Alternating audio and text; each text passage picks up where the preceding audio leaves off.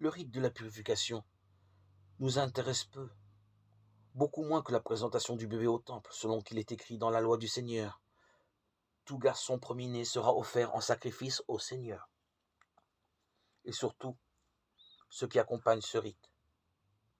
Les prophéties du vieillard Simon, celui-là même auquel ils ont confié l'enfant en arrivant dans le lieu sacré, et de la prophétesse Anne, Simon qui a d'ailleurs été averti directement par l'Esprit Saint.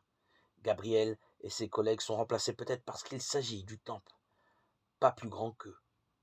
Ne doute pas un instant de tenir entre ses bras le Messie. Maintenant, dit-il en somme, je peux mourir, car cet enfant est né, lumière pour éclairer les nations.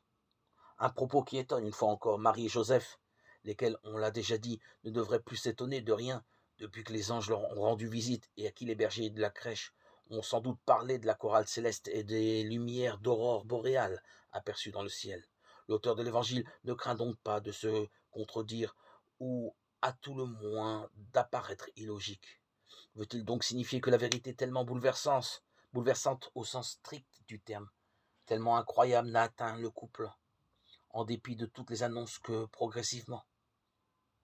Suggère-t-il une sorte de pédagogie de Dieu à leur égard, une révélation progressive? La suite peut le laisser supposer.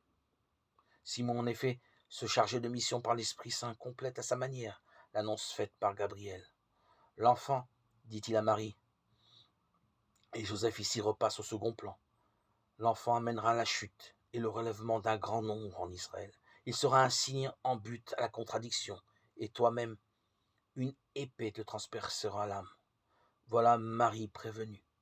Gabriel ne lui avait présenté que le côté lumineux de l'événement.